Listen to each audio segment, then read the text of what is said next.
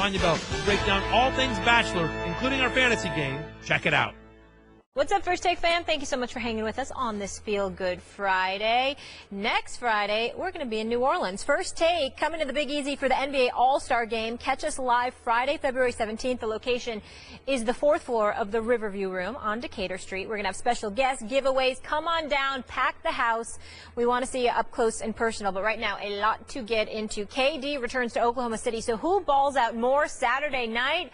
Durant or Westbrook? Also, what will it take to end the feud between these two? Plus, can LeBron and the Cavs really contend against the Warriors for a chip? And Jerry Jones says he doesn't know if Romo will stay or go in Dallas. Should we believe him? We get into all of it. Let's get it started.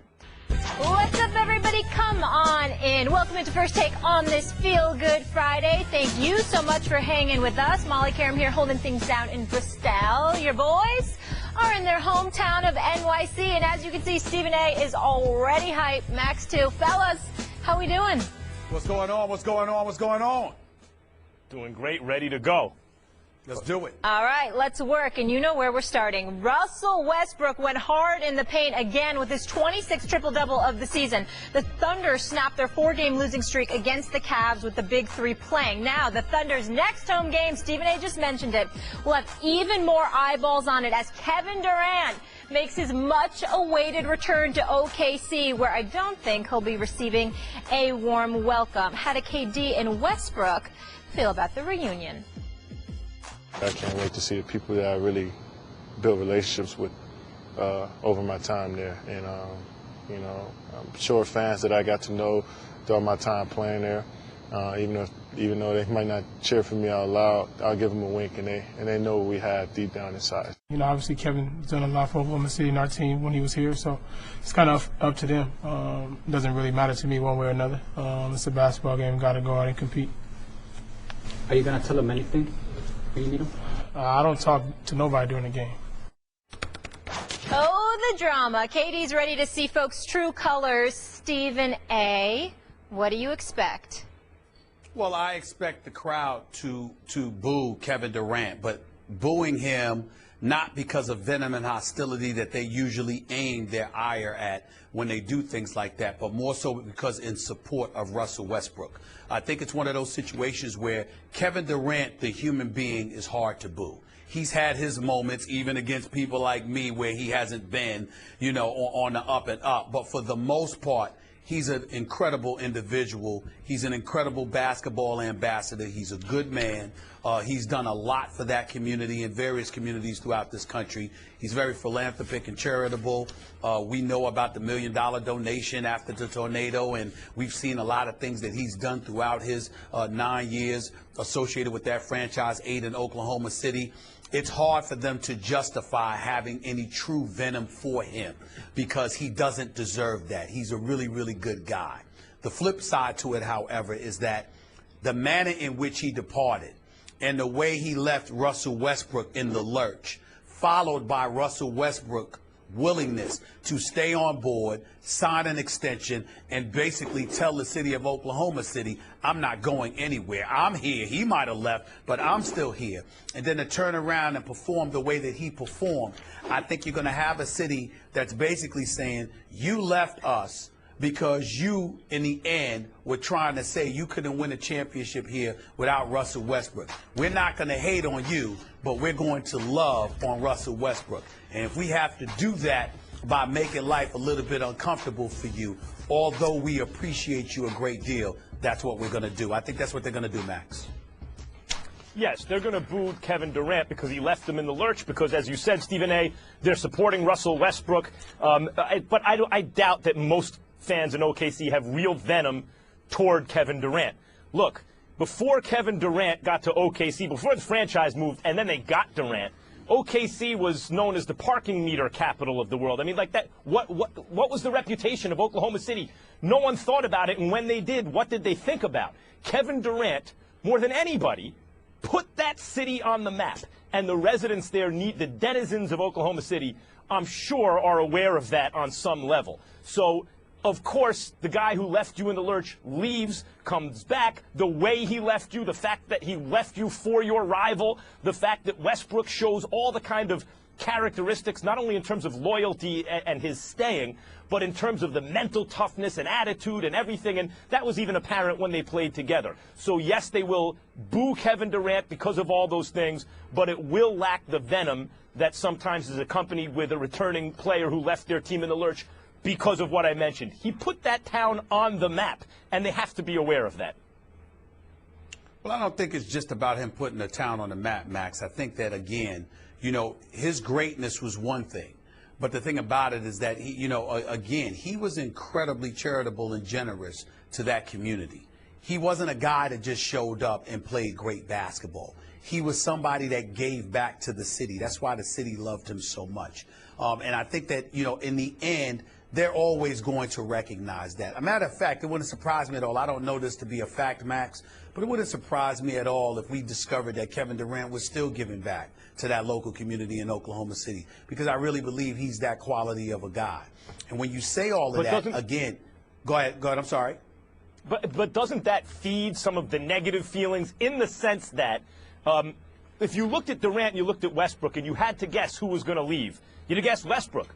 UCLA wants to go to LA, whatever, you know, whatever the rumors were. And Kevin Durant was known as, at least to the public at large, small town kid, liked the small town feel, loyal to the franchise, and as you just mentioned, also the community.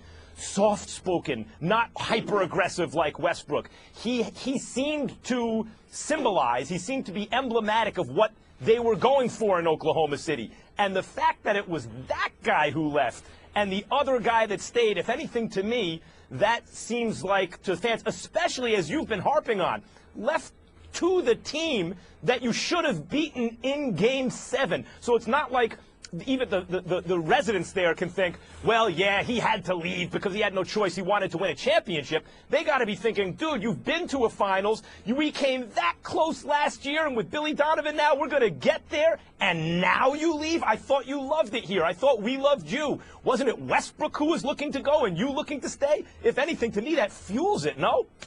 No, I don't. I don't think that fuels it at all. I think what ultimately fuels it is the fact that when Westbrook decided to stay and they knew they could embrace him as their own, because remember, originally he was approaching free agency next summer, and you had the specter of that hovering over the franchise, and then he immediately neutralized that upon the departure of Kevin Durant by saying, I'm going to stay. Now he's an adopted son. Also, I wanted to remind you that, you know, as somebody who's been to Oklahoma City on many occasions, those fans, I think their personality mirrors that of a Russell Westbrook, Max, more so than a Kevin Durant. Those folks are rabid, man. I mean, they're really fiery about that basketball team. I mean, I think Oklahoma City has one of the best fan bases in the entire NBA. They show up and they show out. And Russell Westbrook's, you know, blue-collar mentality, the rough rider that he is, they love that stuff. So I wouldn't say they're more leaning towards the Kevin Durant personality than Russell Westbrook. I really wouldn't say that. That's why I said to the public at large it seemed that way. If you look at the Oklahoma City fans, what you're saying also supports the idea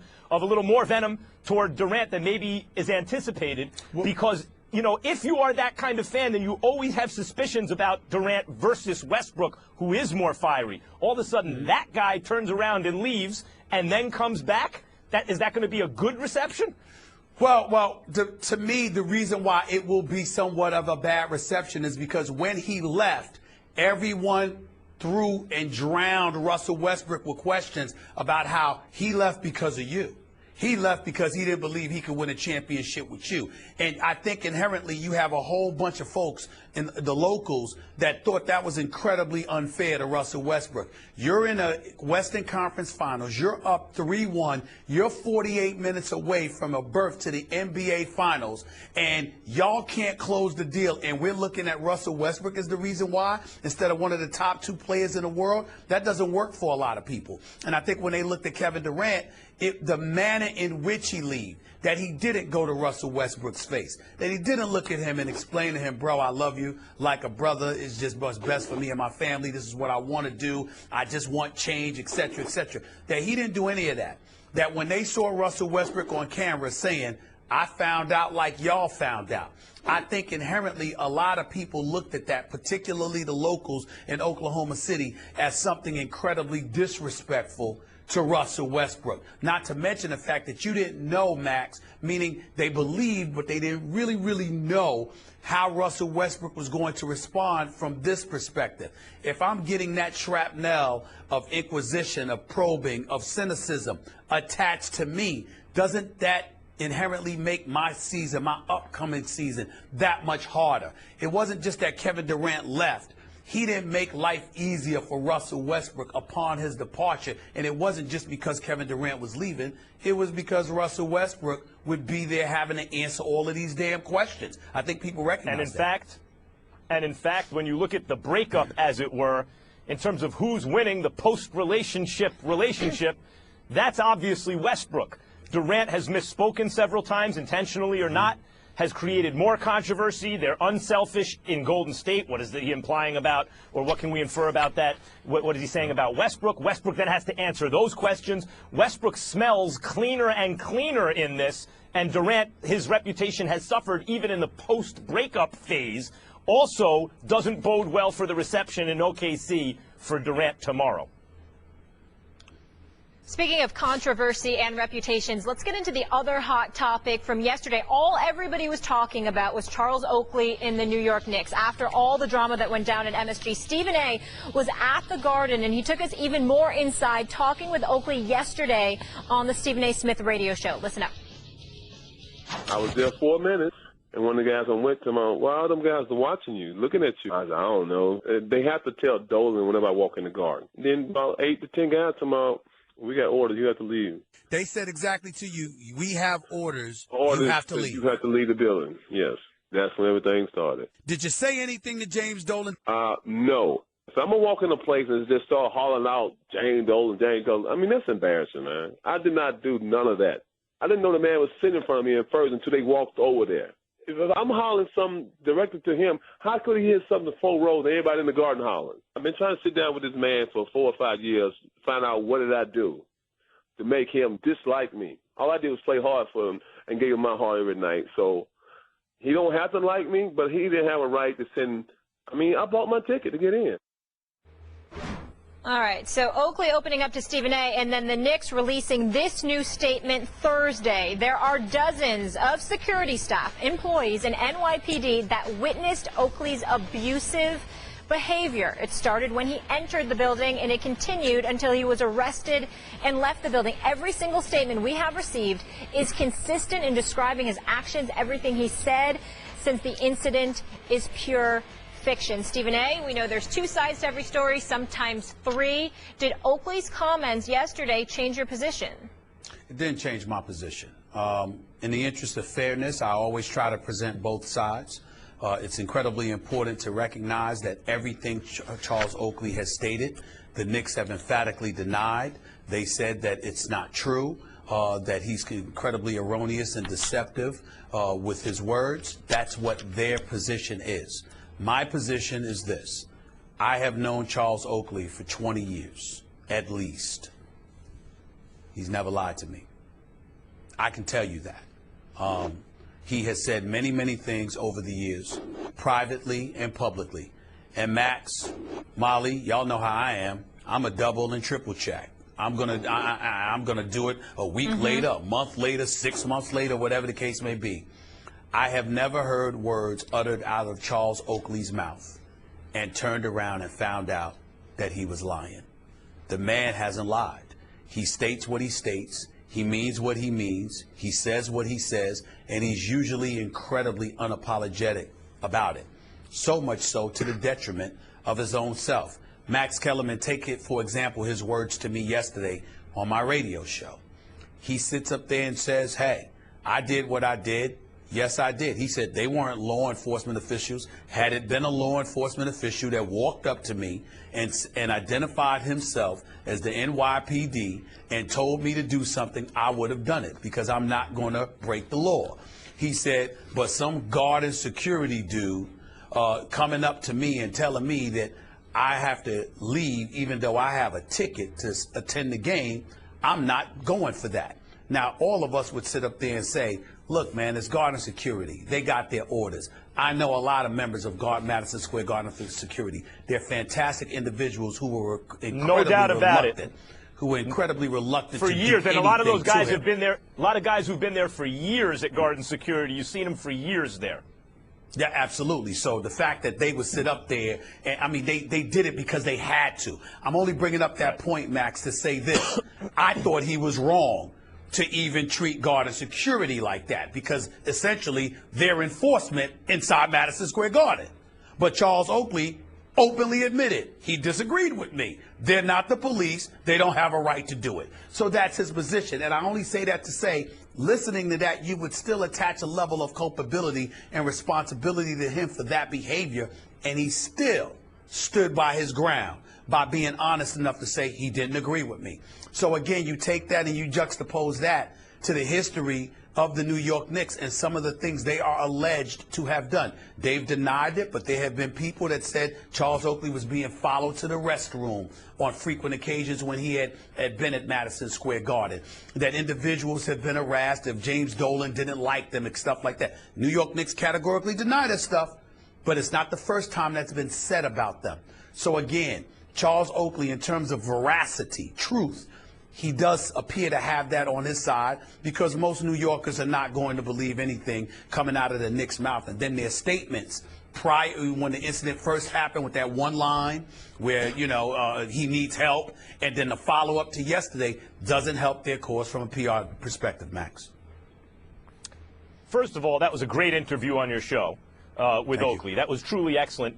And it was also this morning on Mike and Mike, Oakley was on, and I had what's known as a driveway moment. In the radio business, what you're trying to do when you do a radio show is, as people need to get out of their cars because they've arrived at work or at home if it's afternoon drive, and they don't want to leave. They can't get out. They don't want to leave. Right. I had a driveway moment with Mike and Mike. Your interview was excellent. And this morning also, Mike and Mike followed up. I had a driveway moment. I had to get out of the car to come to the studio. I couldn't get out because Oakley was saying things like, it was a little awkward at first, actually, on the show, but that also made it interesting. And eventually, Oakley was saying things like, look, when I go to the Garden, just when I show up, security has to report to Dolan that I'm there.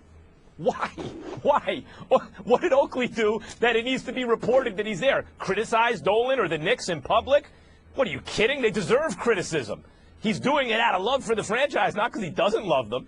I feel even more pro-Oakley than I did yesterday. Look, you're a middle-aged man. It's a bad look for you to have to be physically removed in handcuffs from your former place of where you worked for 10 years to much acclaim. That's always a bad look, and Oakley's behavior, you could argue, is suboptimal that way. And as I said on the show yesterday, if law enforcement comes up, if a cop comes up to you and says, you got to go, and you say no, and then he starts moving you in that direction, you better keep your hands to yourself. Security, I agree with Oakley, is a little bit different. If another person puts their hands on you and you tell them, do not put I have a ticket, I have a right to be here, and the reason you're giving me for leaving and you're not law enforcement is not a good enough reason, I'm sorry, I'm not going, then they can try to put their hands on you, but they do so at their own peril, as we saw, and it's also perilous for Oakley. It's a bad look for him, too, and maybe a criminal act, we will see. But I feel more from a moral standpoint, or an ethical standpoint, I feel even more pro-Oakley than I did. If you look at the video, he didn't start it. You can say it was by it wasn't by commission, it was by omission. In other words, he didn't start putting his hands on people. He just refused to leave, and that's a belligerent act, and that's what set it off. Okay, you can make that argument. Bottom line is he was a ticket holder sitting there. It didn't appear to me, from what I saw, from the evidence I saw, that he was boisterous. Security, 5-6 guys came over. By the way, as Bomani Jones brought up on Highly Questionable yesterday, they immediately, it's not like one guy came over, they sent 6 guys over. So why did they do that? Because they figured something might be an issue. That's Charles Oakley, and he's not just going to want to leave for no reason. So I feel more staunchly that Oakley is telling the truth. As you mentioned, he's an honest guy. That's his reputation. And for the Knicks, you reap what you sow. You've been around in this town for 70 years, and your reputation over the last 17 years, Dolan's ownership, has taken such a hit that when you say something, it's almost unanimous in town. No one believes you. That's what it is. Well, like I said, I don't disagree with your argument at all from the moral perspective. I definitely think that you side with Oakley if you have to take a side. And like I said, I've never known him to lie to me or anybody for that matter over the last 20 years. But what I will say is that in the same breath, even he has to admit that although, you know, he feels absolutely right in terms of he didn't do anything wrong and that he was provoked. In the end, you can't act the way that he acted, which is why one of the first things he did when he came on my radio show yesterday was to apologize to Knicks fans and to apologize to everybody, because he said, you don't come to a basketball game looking to see that it was uncalled for. I should not have gone that far. In the end, those security individuals, they are essentially law enforcement for Madison Square Garden. It's not like Madison Square Garden is drowning, you know, is drowned with NYPD personnel. There's a few guys there, but for the most part, that's Garden security. No police force in America is that large to just inundate an arena with local police officers. You have to respect enforcement officials, and in that regard, I just think that those individuals, middle-aged dudes, they're just collecting a check, trying to do their job to the best of their ability, that received orders from an owner who's literally sitting courtside a few minutes away from them. I thought he could have handled the situation better than pushing them, but I do understand where he's coming from. Well, following orders isn't always an excuse, but maybe it's an excuse this time. I want to be very clear about this. I'm not suggesting breaking the law or starting fights, okay? Is that clear? I'm not suggesting that. I am saying that one of the reasons New York and other basketball players, but especially Knicks fans, are rallying around Charles Oakley, it's not just his reputation. As he said, I mentioned this yesterday, he said playing basketball is like being a farmer. I remember I was a kid reading this quote thinking, that's right, Oak, unbelievable. This is why everyone loves you. You get up before the sun comes up and you work all day, right? That was his attitude, lunch pail, everyone respected it. But it's not only that why people are rallying around him, because this Knicks franchise, as the various iterations of their teams, have shown such little fight in them for so long. At various times, certain teams have shown fight, but for the most part, such little fight, particularly on the defensive end, which is perceived as an effort thing, as a heart thing, determination, a buy-in, that when Oakley shows up with fight in him, he's not going to let anyone put his hands on them. And everyone knows that the hostility is actually coming from the owner because he doesn't like the criticism, because he's thin-skinned and Oakley is speaking truth to power. When people see a guy like that show up with fight in him, they rally around it because that's what they want to see at Madison Square Garden, which they haven't been seeing enough of in recent years. Ty Lue said he might sit his big three in OKC after their fourth game in a 6-day road trip, but that did not happen. LeBron, Kevin Love, and Kyrie all played, and the Cavs still lost to the Thunder, snapping their 4-game win streak against OKC. The Cavs are 36-16, 20 games above 500. Max Kellerman. Yep. Do we still believe this Cavs team can compete versus the Warriors for the chip?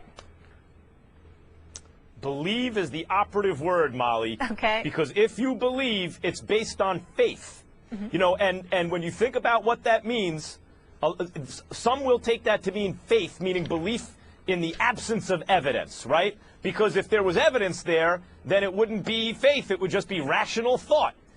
If you believe in the Cavs' ability to win a championship, the rubber match against the Warriors, you have faith in this team. But is it really in the absence of evidence entirely? This year, I would say yes. This year, though, we've seen Kyrie Irving's handles, even last night, they were ridiculous. Kyrie Irving can get to any place on the floor to do what he wants differently than anyone else in the game. It's just different. Even Steph, I think, whose handles turn him into kind of a long-range mobile artillery unit. But Kyrie's handles are special. And Kevin Love is having an excellent season, banging on the glass and sharp shooting from long range, and LeBron James is LeBron James. So you think, okay, fine, those kind of ingredients we've seen this year. But if you've watched the Cavs and watched the Warriors at this moment, there's no way rationally you believe that the Cavs can beat the Warriors. The faith comes in because we have seen evidence in the past, in the not-too-distant past. And if you want to tell me, look,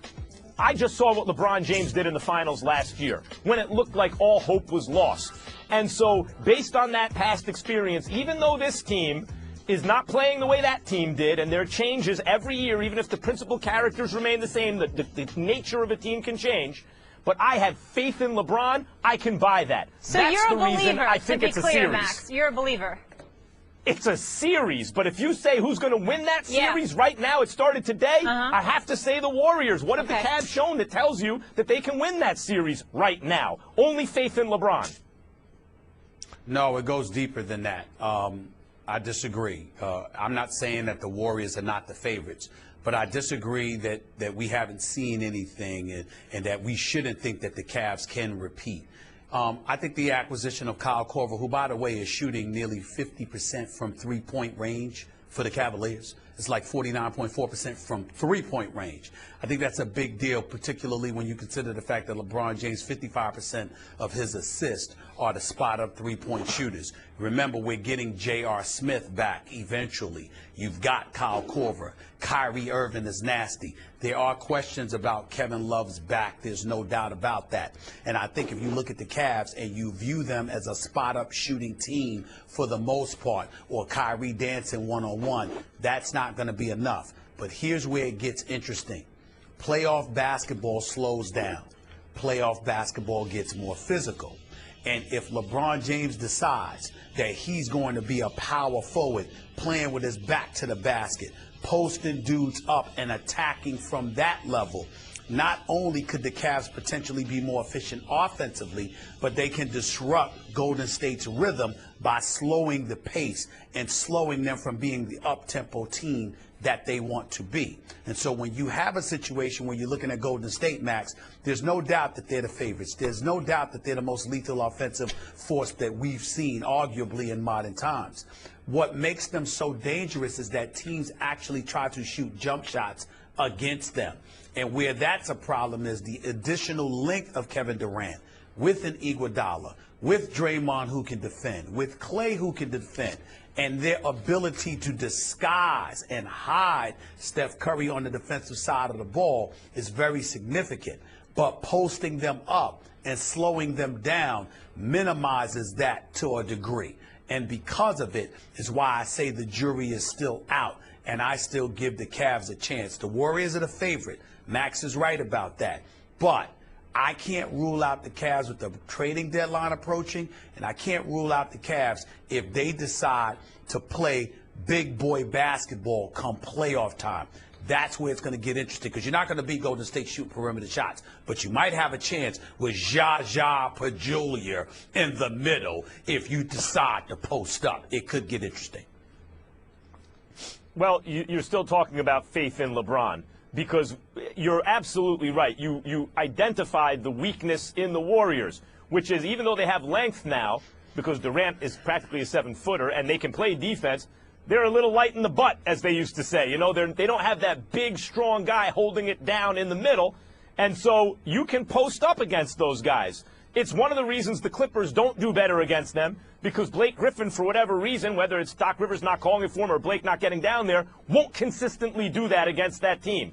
But LeBron's game is so much more. He can post, but at times doesn't seem over-eager to do it, and rarely do you see the Cavs revolve an offensive game plan around that.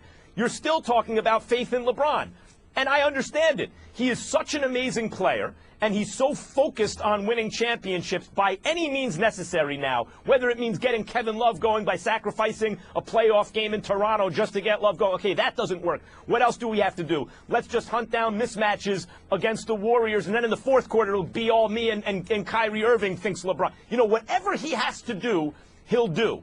And one of those things you have faith in, because we just saw him do it almost 2 years in a row when you consider how little he was working with 2 years ago. One of the things he has to do, because he's the guy who'd have to do it, is get down in that paint and act, as you said, like a power forward, like a paint player, like a post player. He would have to do that consistently for 7 games.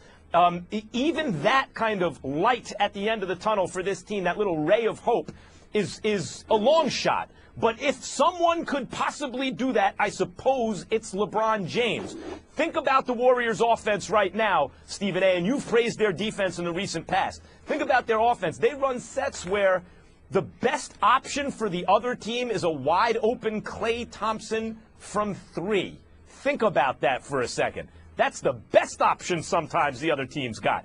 I mean, it is going to be a Herculean effort and then some to overcome this Warriors team. But if you think the Cavs can do it, it's because you know the most special player by a factor of something in the world is LeBron James. And if anyone can do it with a little crew behind him, I suppose it's him.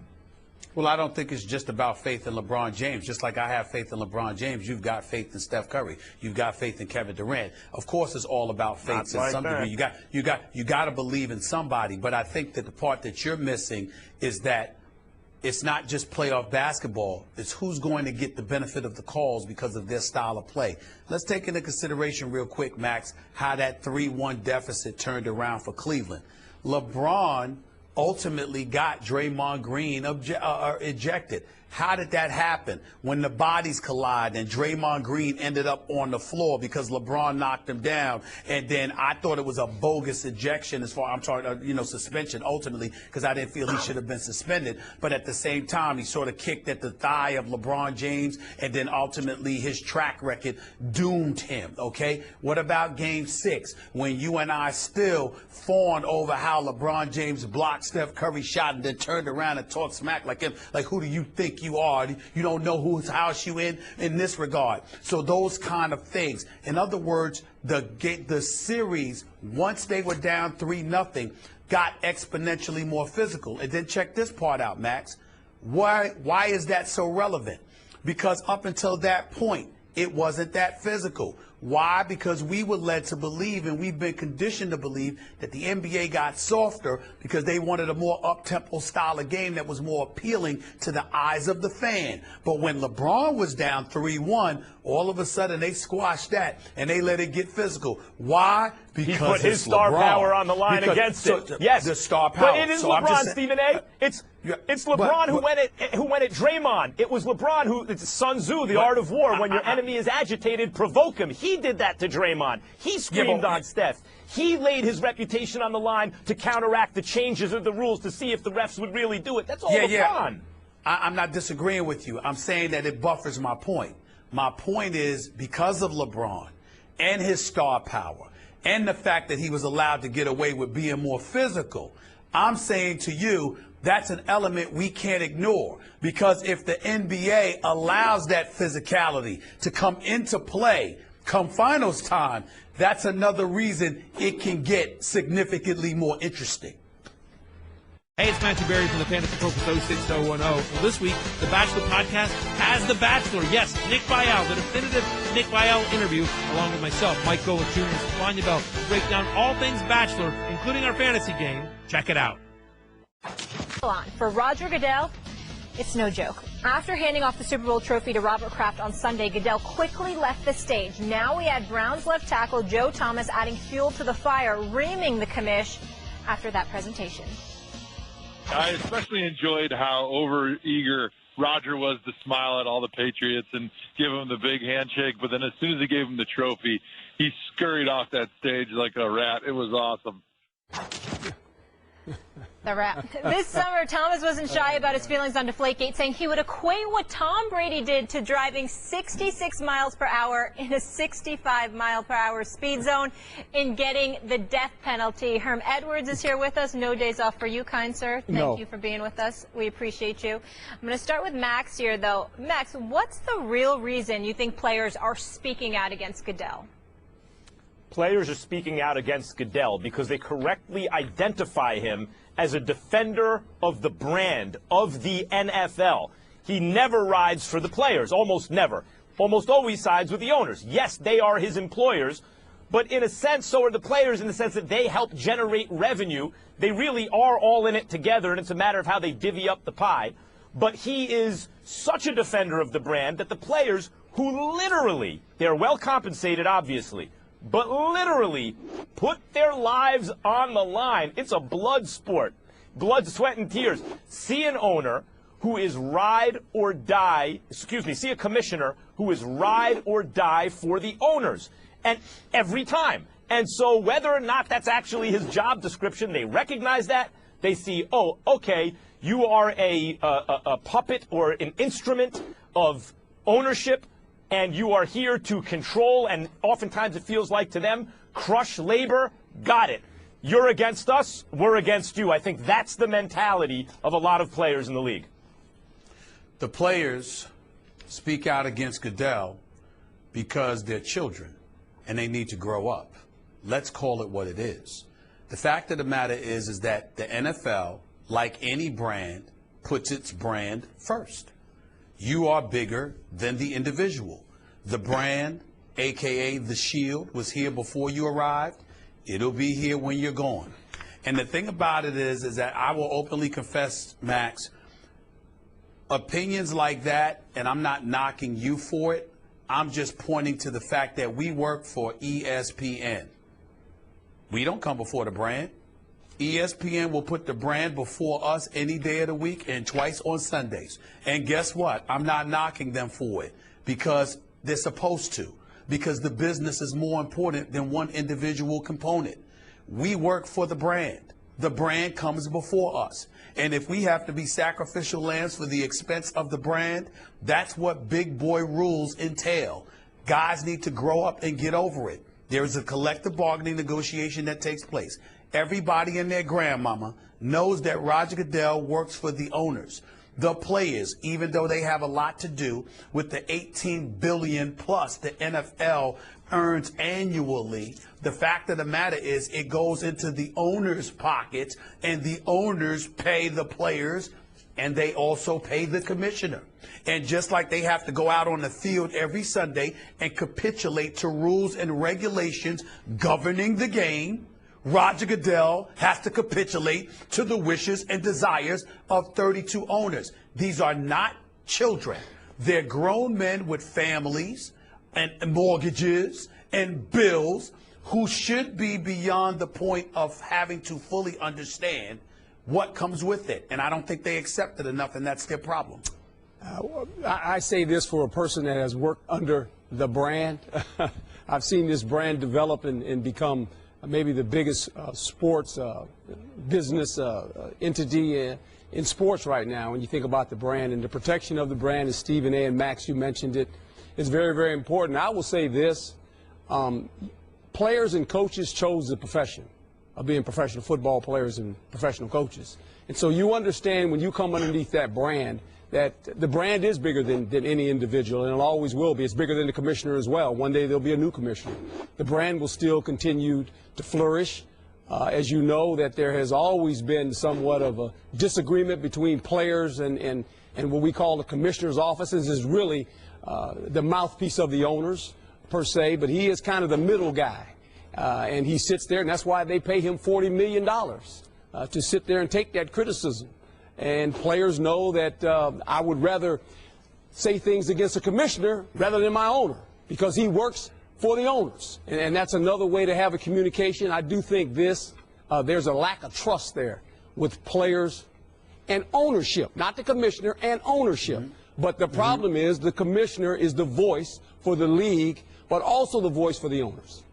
Max, Stephen A., I think your point is well taken about don't act like children. You negotiated this CBA, et cetera. I just want to make two quick points about that. One, yes, there was a CBA. It was negotiated. The NFL has a de facto monopoly. It's not a normal negotiation. That's one. And two, yes, we also work for a very powerful brand.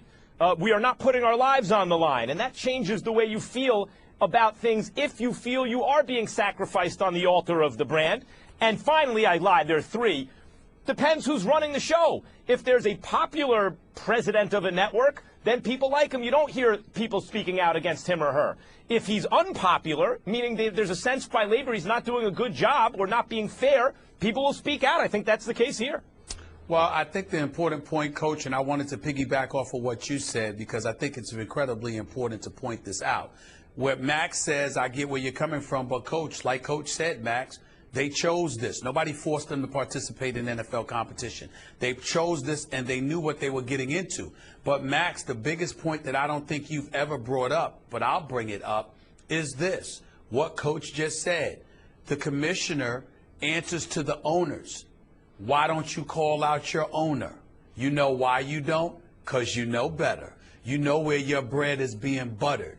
So Roger Goodell is an easy out. I would actually have more respect for their veracity, for their temperament, for their disgust, if they aimed it in the direction of the people who preside over Roger Goodell. But they're smart enough not to do that. So we have to understand that. So to be clear, are we saying Roger Goodell's unanimity there? Hold on, Max, 1 second. Are we saying Roger Goodell's the scapegoat then for the owners in terms of the players' resentment towards their owners? That's really where it stems. That's what I'm saying. Would you agree with that, Herm? I would say this, a little bit of that, but I think the problem with the commissioner's office, and I think Stephen A. and Max, you will agree with this, there has been no consistency. We're almost a reactionary league. When things go bad, we react rather than having policies already in place. Now, that falls on the commissioner, okay? You know, when you think about domestic violence, we reacted to that.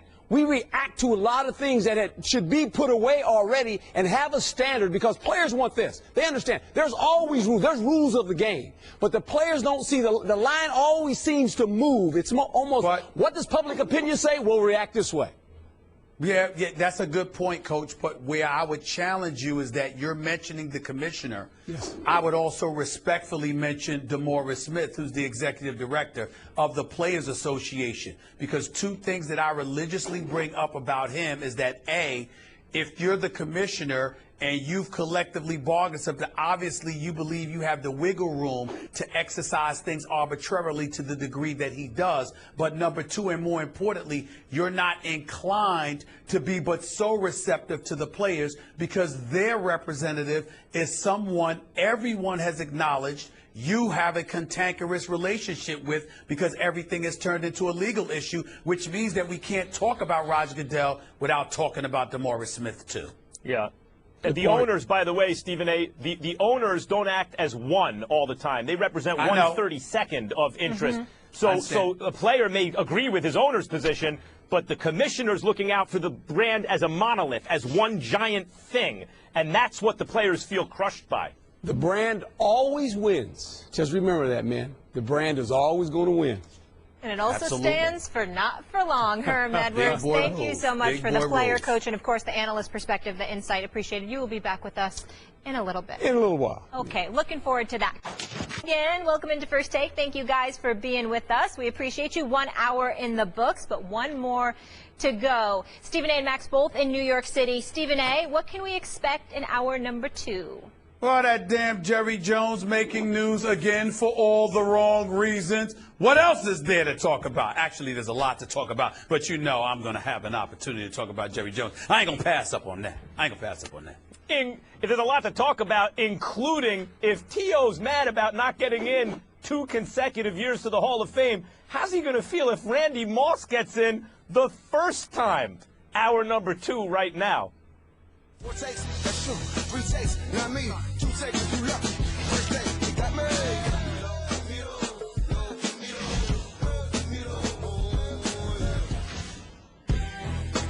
Early on in the season, I was doing an interview with someone, and I used the word unselfish describing my teammates here, the Warriors. And someone asked Russell a question, phrased to him as if I was calling them selfish. So, you know, is that easy? Is that easy for the media to twist something up, and for the media to, you know, make a feud between us? Are you going to tell him anything when you meet him? I don't talk to nobody during the game. Saturday. It's going down. Since Kevin Durant left the Thunder last offseason, both Durant and Russell Westbrook have been questioned about their relationship over and over and over. Both players have said that they don't speak to each other, but there's no bad blood. However, the fake drama, as KD would say, has given us all fuel for fodder. Max, who's more responsible for keeping the Durant-Westbrook feud, drama, whatever you want to call it, going? Well, I mean, look, the obvious answer is KD, because he's been handling the post-breakup poorly. He handled the breakup poorly. He's answered questions without a lot of forethought, etc. He blames the media.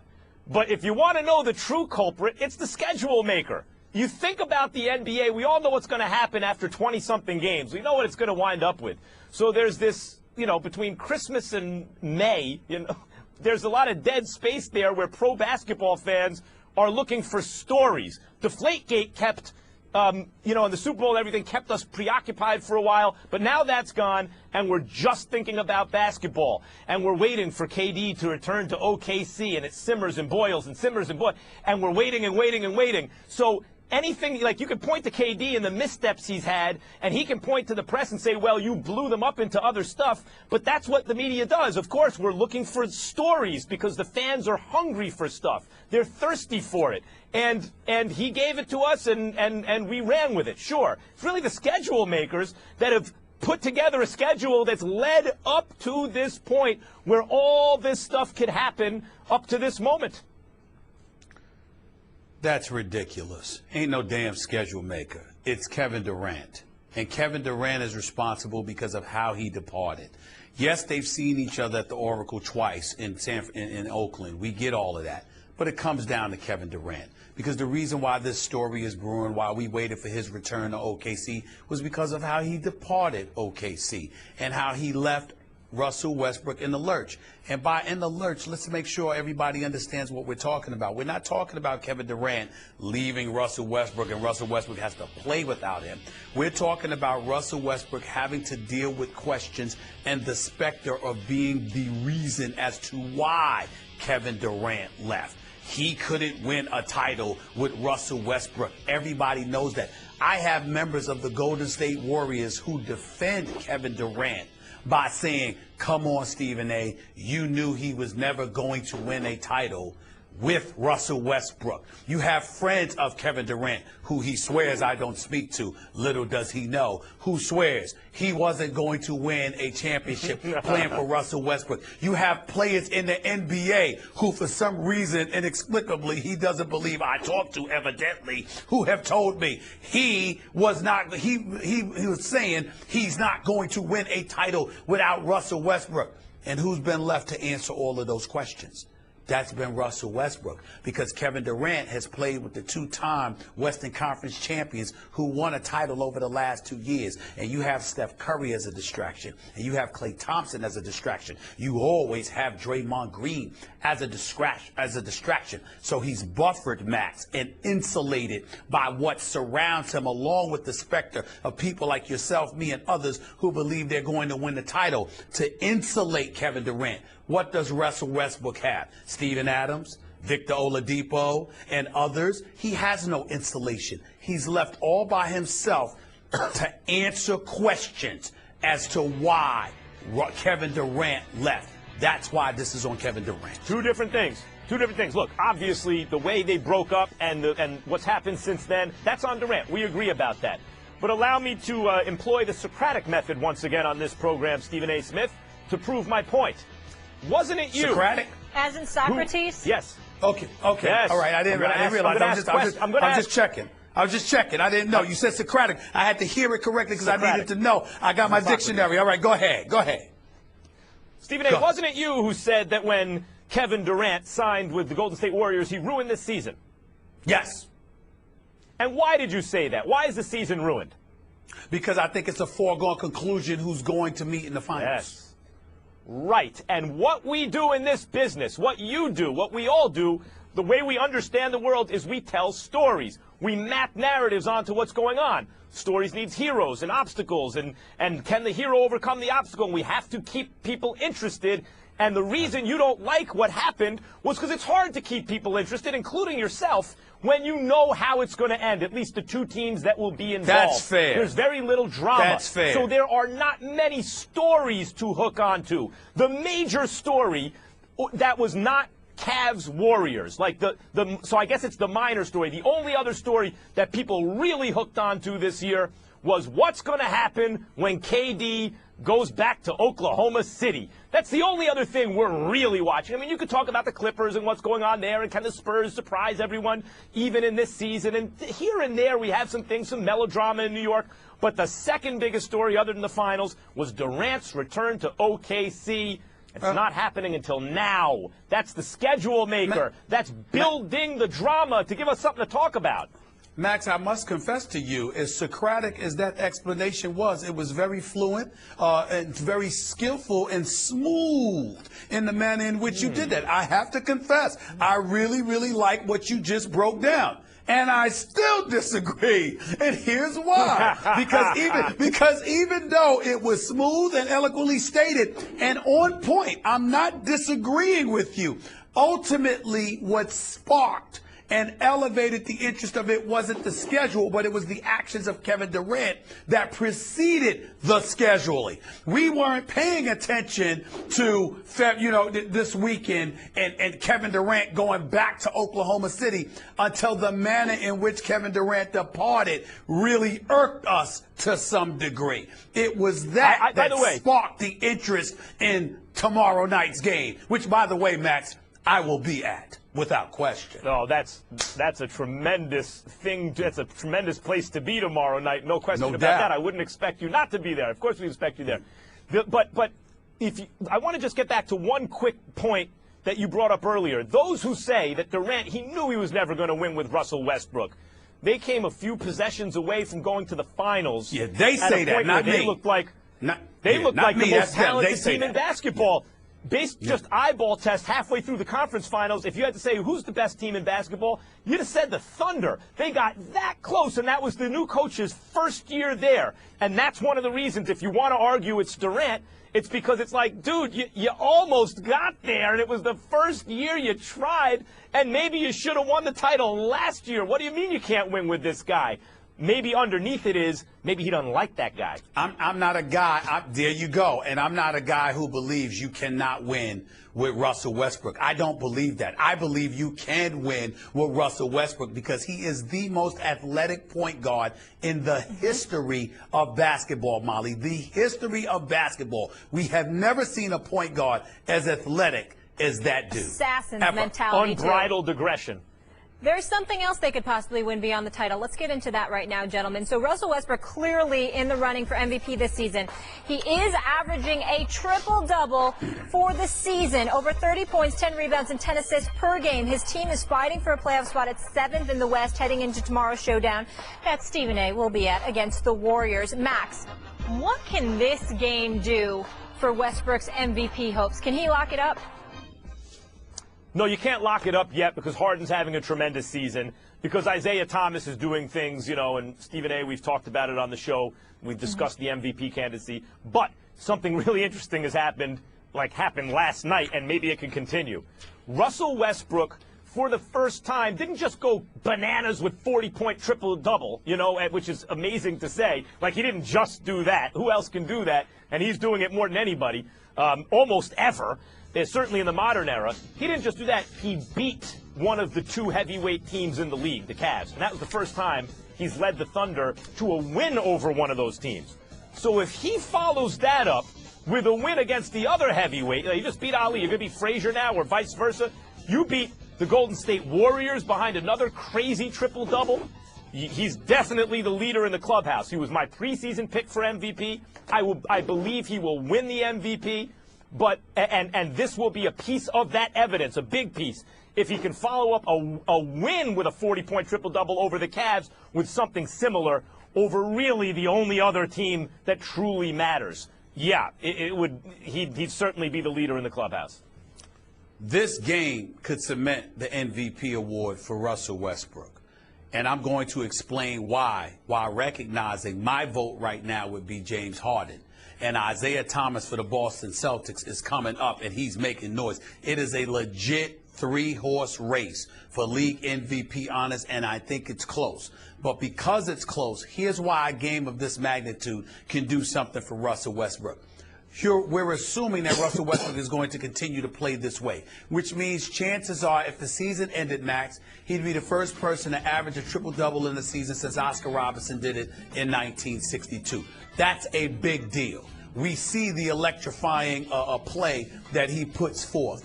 We look at the rest of his roster and understand what he's up against. So if the race is close, what you're going to do is take a key pivotal moment that resonates in everybody's mind's eye to hold on to that moment to justify your pick. That's why the visual counts so profoundly. We look at James Harden. he's winning more basketball games. He's leading the league with 44 double-doubles and has 14 triple-doubles of his own. We're looking at Isaiah Thomas, who's the leading scorer in the fourth quarter, but at the same time, as great as he is, considering his miniature status, still in all, he's in the Eastern Conference, and there's just a level of respect that they're lacking compared to the West. So now we go back to Harden and Russell Westbrook. Harden's winning more games, but they went on a recent slide, losing 4 of 6 games, got a bit fatigued, etc., etc. Russell Westbrook never looks fatigued. And then if he shows up with Kevin Durant coming to Oklahoma City and he plays lights out and puts forth an electrifying performance while still doing the things that he's been doing all season long, instead of just looking at their numbers, instead of just looking at their record, assuming everything's within the same ballpark and comparable, what we're going to do is lean on some defining moment that resonated in the mind's eye to propel everybody over whatever hump inhibits them at that particular moment in time. And that's when I think a game like tomorrow night on ABC in Oklahoma City with the return of Kevin Durant might resonate in such a degree where it tips the scales and pushes Russell Westbrook forward. And this was my follow-up point, Stephen A. James Harden doesn't have the opportunity that Westbrook has tomorrow night. There's no That's game fair. on the schedule where James Harden has this moment that will resonate the way Westbrook has a chance to. What game, in what storyline leading up to the game will James Harden have that opportunity? So, yes, that's true. In terms of the story of it all, Westbrook can do it tomorrow night. However, there's a danger there, too, because we know Westbrook is unbridled aggression. It's the reason he's my favorite player to watch in the NBA, and I'm not saying he's the best. I'm not even saying that I think he's the real MVP, because I think you should wait till the end of the finals, and that seems to always be LeBron. But Westbrook is my favorite player to watch, because where in your life on that level can you see unbridled aggression? Well, let me answer your question. However, let me just finish this real quick. However, there's a drawback, which is sometimes he feels like he has to do too much to carry the team. One of the reasons you bring up, Stephen A., why he fails sometimes in the fourth quarter. He's trying too hard. He's trying to carry too much. And if that happens tomorrow against a superior team, Durant could have 24, 5, and 3 or something like that, but they could win by 20 points. Westbrook will have failed that test in that storyline, and maybe then Harden pulls ahead. I'm sorry, go ahead. To answer your question, there is a moment that could come James Harden's way. And that is as the season wanes and we're hyping the chase for league MVP honors. If Harden and Houston end up against Westbrook and Oklahoma City head-to-head as the regular season wanes. So when we say that he's not going to have the moment that Russell Westbrook has, that may not be true, because he might end up going against Russell Westbrook late with an MVP on the line. Although Westbrook would, a great point. Westbrook would also have the opportunity there, though. That's an opportunity for both of them. Yeah, but you said Harden wouldn't have one. I'm just saying he will. That's true. That's a very good point. The team we have, especially the offensive side of the ball, was built for Tony. So this is what it is. It's a juncture that we have to address. And, I don't know how ultimately we will resolve this, and nobody should be alarmed because you don't have all the answers. There's some issues here that you just have to see how the cards are played. Main thing about it is we will work through it. We have a sound enough foundation together that on an individual basis, we'll get through this. I'm very confused. Cowboys, here we go. I thought a dilemma is when you have two bad options. So Jerry Jones saying he doesn't know what to do with Tony Romo on his weekly radio appearance in Dallas. Herm, I know you've got some advice for him. Stay tuned for that. But I want to start with you, Stephen A. Do you believe Jerry is truly undecided? Yes, emotionally, not business-wise. business-wise, it's going to come down to money. He's going to do what he's going to do. We all know this because he's not going to have a choice, particularly in a hard cap that is the National Football League. But emotionally, understand this is not something he wants to do because he loves this guy. If he could have sabotaged Dak Prescott and gotten away with it, Jerry Jones would have done it. This is guys like an adopted son to him. You know, sits in the suite with him, watching Jerry's grandson play football games. You know, comes over for Thanksgiving dinner, exchanges Christmas gifts and the beyond. And listen, I have no problem with it. Tony Romo obviously is an incredibly nice guy. He's a very gifted quarterback, a 78-49 record as a starter. But I'm going to repeat. 2 playoff victories in 10 years as a starter for the Dallas Cowboys. 2. That's it. You got to win 3 at least, Coach, to win a Super Bowl championship in 1 year. This dude won 2 in 10 years. But somehow, some way, he's treated better than Emmitt Smith. He's treated better than primetime Deion Sanders. He's treated better than Michael Irvin. He's treated better than Troy Aikman, who delivered you 3 Super Bowls. See, that's the travesty in all of this that nobody brings up. Jerry Jones gave us the impression he wasn't just a hype machine personified or anything like that. He was all, and he wasn't just a businessman. He was somebody who greatly, greatly appreciated winners. It meant everything to him if they were not Jimmy Johnson. If you're Jimmy Johnson, you can win 2 Super Bowls and I can still get rid of you because I want the credit. I don't want you to get all of it. So let me bring Barry Switz in here because everybody's going to know it's my players and I'm the one that brought them here and cut the check and all this other stuff. I'm the president, the GM, and the pseudo coach. So I'm going to get credit in the end. And that's what he did, which is why they haven't won a Super Bowl title in the last 22 years with their irrelevant, pathetic selves. But in the end, what it comes down to is very, very simple. Jerry Jones makes exceptions. If he loves you, if you touch his heart, if he's moved by you, then that supersedes dudes who actually win for you. And that is exactly what the case is here. Dudes who have delivered titles to this man are treated worse than a dude that can barely win a damn playoff game in his career. But it's Jerry, so obviously it's news. It's quite pathetic.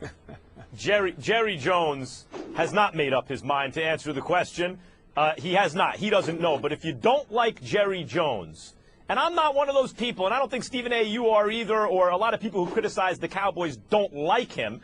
His ego has interfered. Yeah, his ego, because he thinks he's a coach and he thinks he knows more football than he actually knows, apparently, has interfered with the Cowboys winning in the last 22 years to the extent that they might have.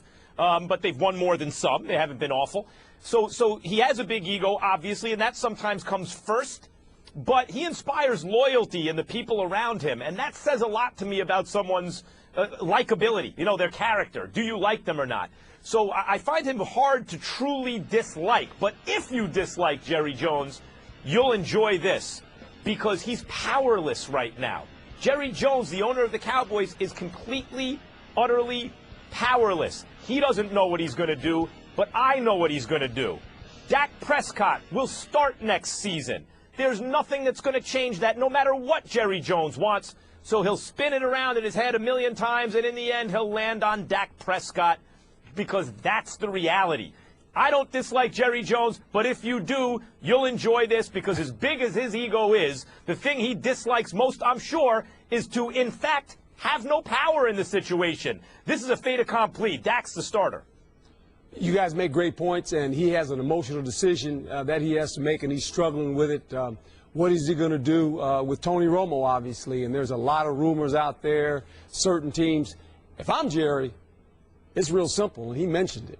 He said this Dallas Cowboy team is built for Tony Romo. Well, if it's built for Tony Romo, a couple things come into mind. What team is similar to this that needs help? Buffalo Bills.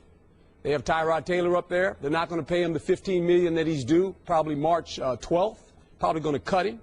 Do you work a deal with the Buffalo Bills? Because when you think about the Buffalo Bills, understand this. The number 1 running team in the National Football League, Buffalo Bills. The number 2 running team in the National Football League, Dallas Cowboys. So they have an offensive line, they have an outstanding runner, they have some perimeter players, have a defensive head coach that's going there, and Sean McDermott, who was in the NFC East, who faced Tony Romo many a Sunday. He understands what Tony Romo brings to the table. You have a veteran quarterback. You have a team that hasn't been in the playoffs since 1999. You get Tony Romo in Buffalo, all of a sudden, you have some energy. Now, I understand you're playing for second because Captain America owns that division. But here again, they haven't been in the playoffs since 1999.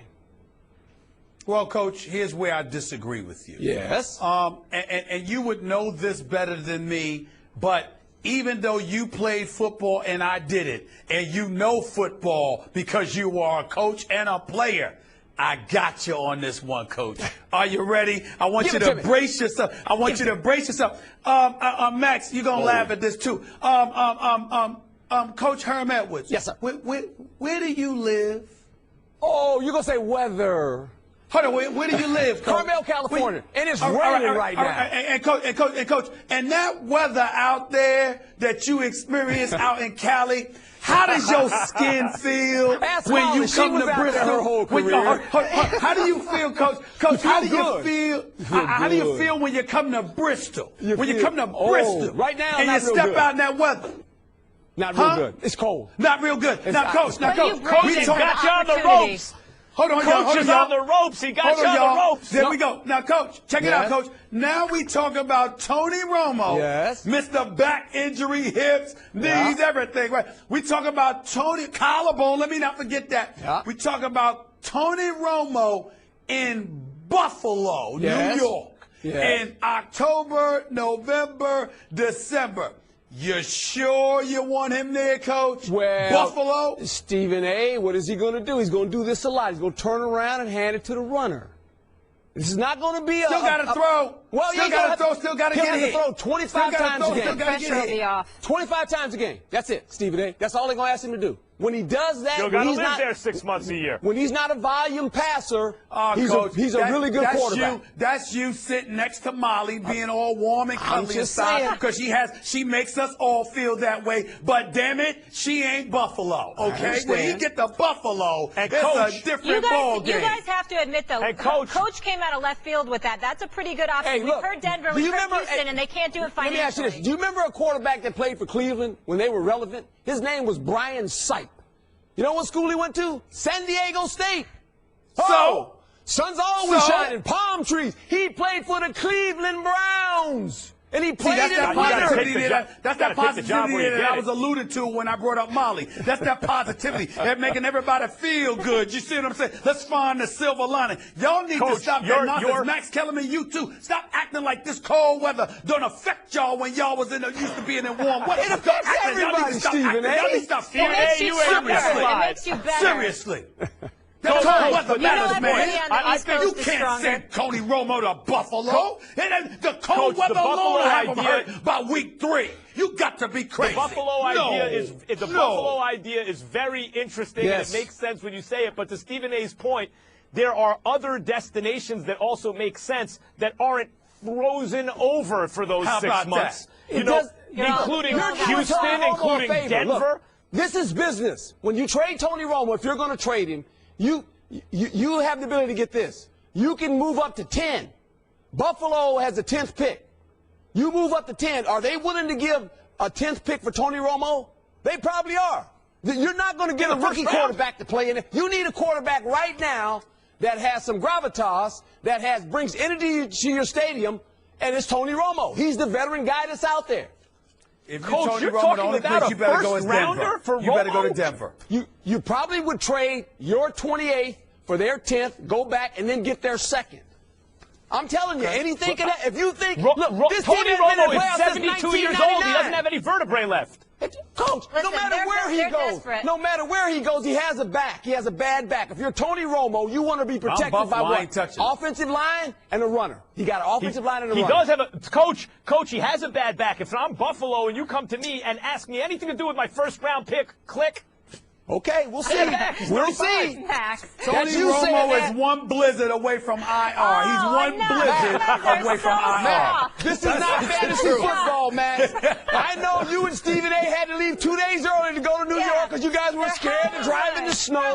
Me and Molly are right here, right? We're here, Molly. We're the West Coast. We wouldn't make it in professional football. They're running out of there. Stop all that madness. Enough with you. Come on. Herm, good Get to tough. see you, as always. He's Thank a you for blizzard bringing away that up. from Molly. All right, blizzard this isn't away. Dairy Queen. Hi, this is Maury Moreland Morrison, here to tell you Geico has more than just great savings. Much more. Yes, while Geico could help you rack up more moolah faster than you can say metamorphosis, they've also been the fastest growing auto insurer for more than 10 years. That's more like it. Furthermore, Geico has fast and friendly claims service. That might seem like an oxymoron, but it's not. All the more reason to say no other auto insurer has more than Geico. Geico. Expect great savings and a whole lot more.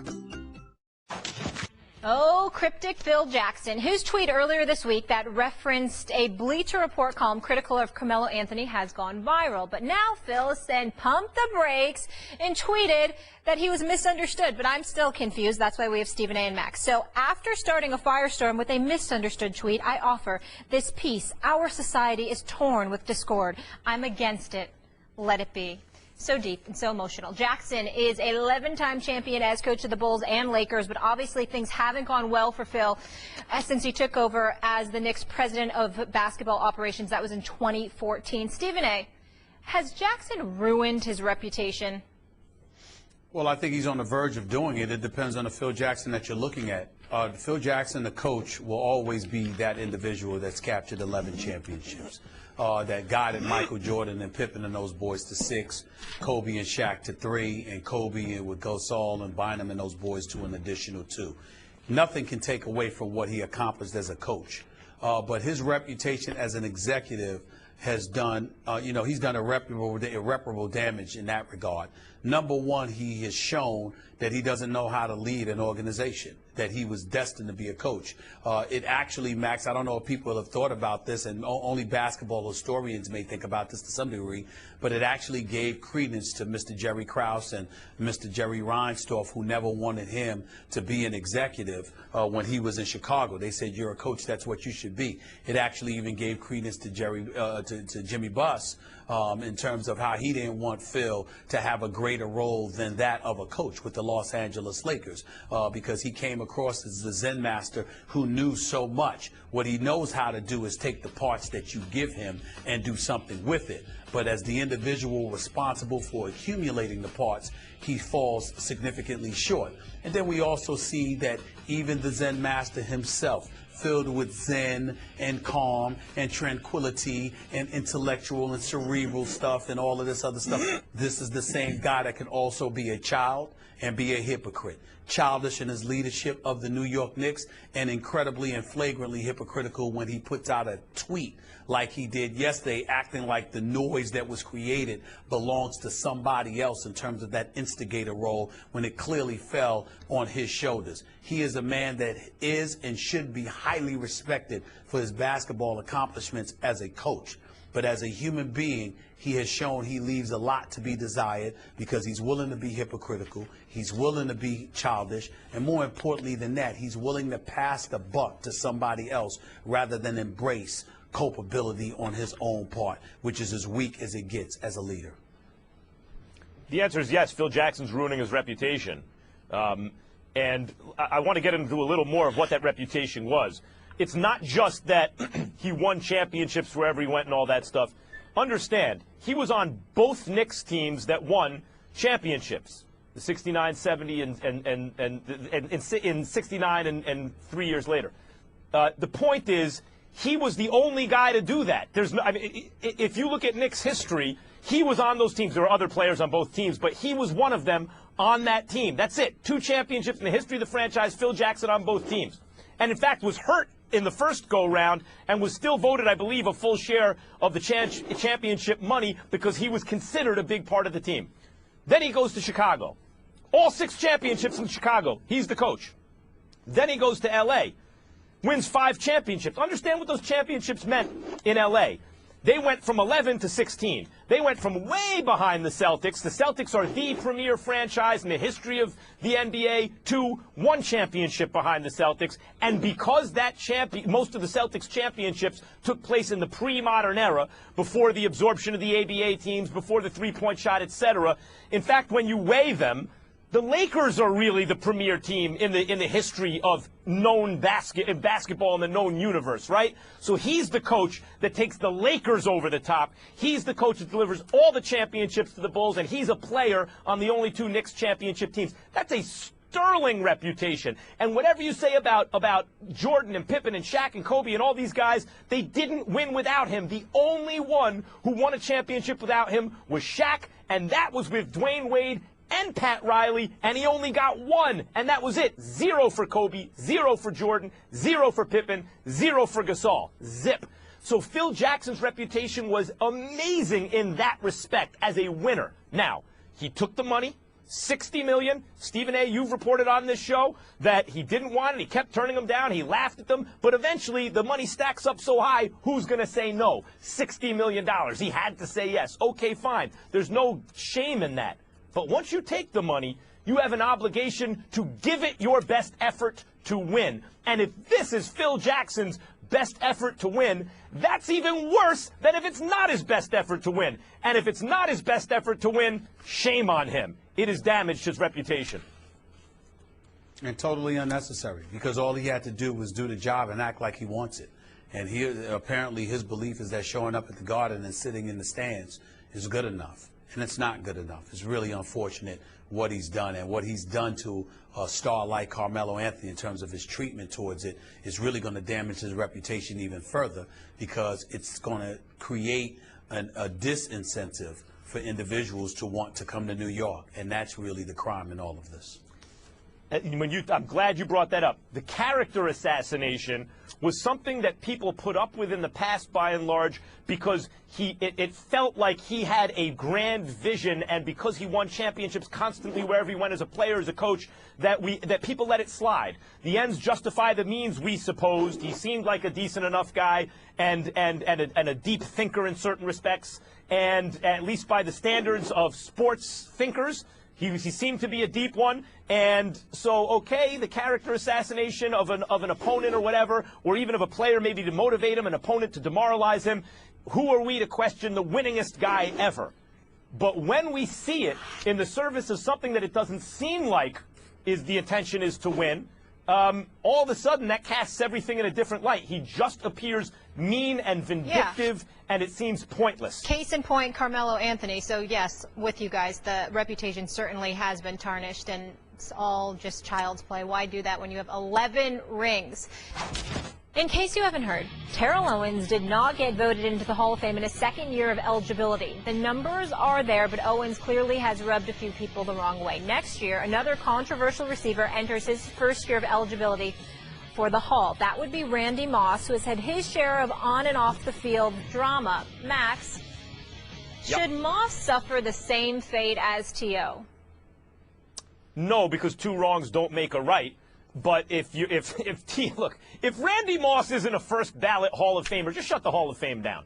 I mean, and by the way, I will open Max Kellerman's Hall of Awesomeness, and Randy Moss will be a first ballot inductee. Are they, like, what Fouts said, what we discussed on the show yesterday, what Fouts said about T.O. is essentially admitting that the Hall of Fame isn't a meritocracy.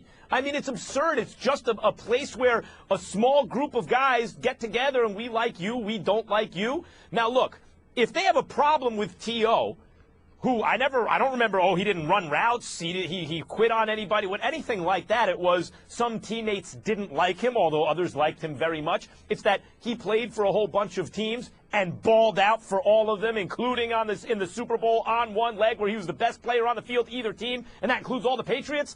T.O. should have been first ballot. But okay, you want to make some point about the kind of teammate someone should be, you put him in on the second ballot. Didn't get in on the second ballot. Now he's got to be looking at Randy Moss. Those were the two guys in that era. There were two guys. Apologies to Marvin Harrison. It was T.O. and Randy Moss, or Randy Moss and T.O. So I suppose you say, well, if the standard is T.O. doesn't have to get in on the first ballot, then neither should Randy Moss. But time out. Two wrongs don't make a right. Randy Moss should be in on the first ballot, and T.O. should have been too. And the fact that T.O. didn't get in on the second ballot even, if they put Randy Moss in on the first ballot, it's like, what did T.O. do to these people? Because there were some of the same issues about Randy Moss, apparently, these non-issue issues that have dogged T.O. Nevertheless, you put him in on the first ballot because he deserves it just like T.O. did. Randy Moss is a first ballot Hall of Famer. Randy Moss should be in. If he doesn't get in, the internet might break down, for crying out loud, and it should.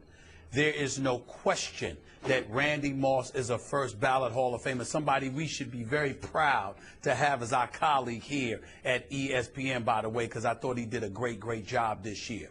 Having said all of that, Max Kellerman, he can't go in if T.O. goes in, if T.O. does not go in, rather.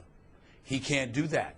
If the Hall of Fame is to have any credibility, which I don't think they do, especially in light of what Dan Fouts had to open his mouth and say, you simply can't justify it. Here's why.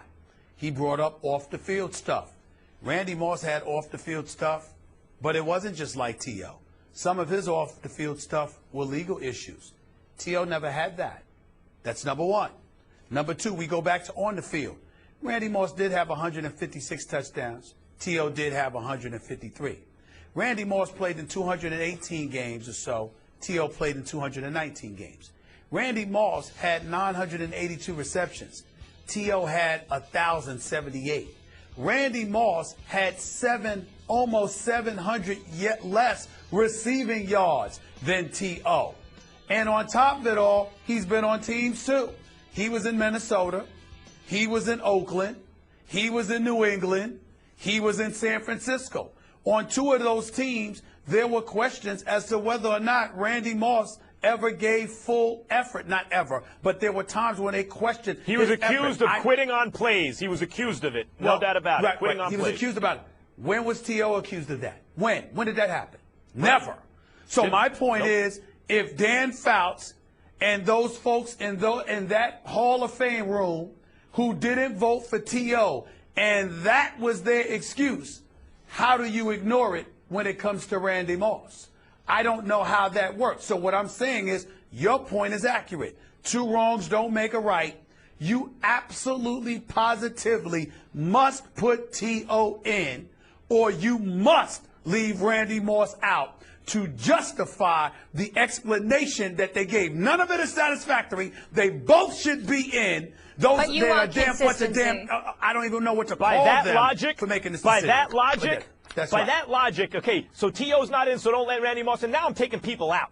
Now, like, half the guys in the Hall of Fame have to come I out agree. because half those guys weren't as good as T.O. or I Randy agree. Moss.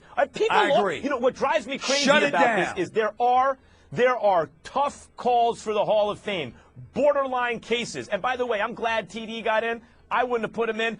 He was a Hall of Fame talent, but tragically, injury robbed him of half his prime. There are other guys who probably shouldn't be in, even though they were great players or very, very good players for a long period of time. That's not T.O. or Randy Moss. They're the definition of Hall. Like, are people crazy? They're making this harder than it has to be. So it looks like we're looking for consistency not only in the Hall of Fame, but with the NFL in general. Theme of the day here on this show. Things that I pay attention to a lot when I watch Kevin Durant is how he conducts himself under duress.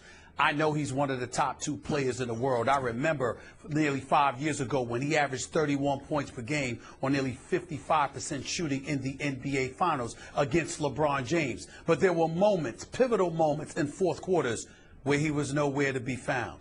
And that is what you have to look for when you're watching Kevin Durant, even right now. Because when he returns to Oklahoma City Saturday night to visit the team that he once played for, to go up against somebody he once called his little brother, make no mistake about it, there's going to be ire in the air, a bit of hostility, the kind that he may not be accustomed to. And it's at that moment in time when you're watching Kevin Durant, you've got to sit there and watch him even more astutely and wonder and peel apart how he responds to such duress. Because in the end, that's what he's going to face when he goes against LeBron James, a guy that he's failed to really treat like the nemesis LeBron James really is. Remember, Kevin Durant has a 5-18 record in 23 games against LeBron James throughout his career. And even though he's put up numbers averaging 29 points per game, the bottom line is so has LeBron. But LeBron has walked away the victor. And people have questioned and wondered about how much does Kevin Durant really want to go against LeBron James. They've even gone as far as to question whether or not that was the reason Kevin Durant chose to stay out west instead of going to the Eastern Conference, because after all, LeBron James is there. I don't want to have to play LeBron until I get to the NBA Finals. That is what people believe about Kevin Durant. Saturday's game will go a long way towards telling us if he's ready to knock that theory out the box and say, LeBron, let's go. Hey, Stephen A., you certainly did not need to sell that matchup, but you got me even more hype, and the rest of us. That's going down on ABC on Saturday night. And if you guys want to see more of Stephen A.'s Final Take, head over to our Facebook and Twitter pages. We'll see you all Monday. Have a great weekend. Thanks so much for listening to the podcast. Catch First Take weekdays 10 a.m. Eastern, 7 a.m. Pacific on ESPN. Have a wonderful weekend, and we'll see you all on Monday. Kevin Durant makes his first trip to Oklahoma City as a Warrior. Westbrook ascends like a rocket to the cup. Don't miss the